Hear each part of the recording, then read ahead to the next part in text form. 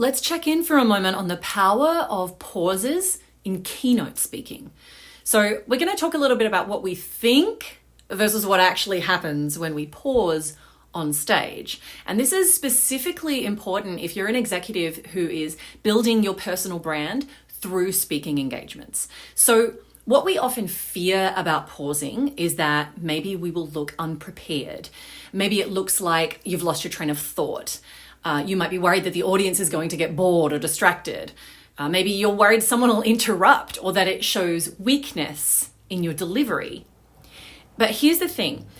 Pausing does something for both you and your audience. So in terms of yourself, a pause creates space for you to breathe and gather your thoughts. It also allows you to observe your audience's reactions.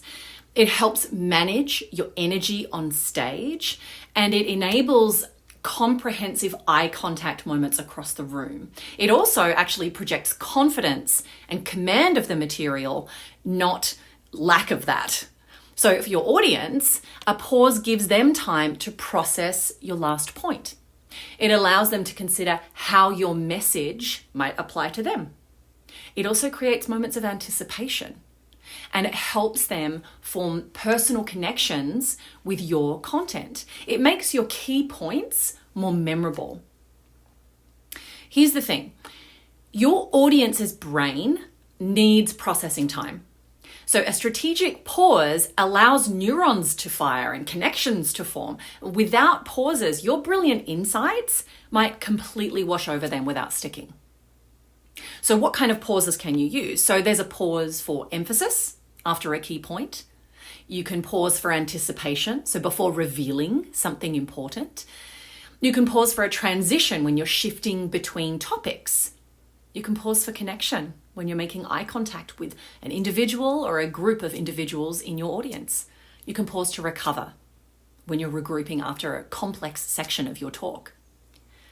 So how do you practice? It's a good idea to mark pauses in your speaking notes. When are going to be the good moments to take a pause for whatever reason? You can also explore video recording yourself and analyzing how the pauses that you're taking are impacting your talk. Time your pauses. Aim for 2 to 3 seconds depending on the kind of pause that you're playing with. You could also practice with a trusted colleague or someone who also knows your content. And the other thing is that you might need to embrace the discomfort of pausing until it feels natural. New techniques, new tools don't always feel easy straight away.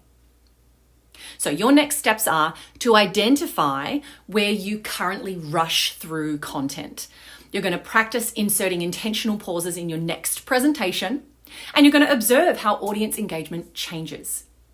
It's time to make pausing a cornerstone of your executive speaking brand.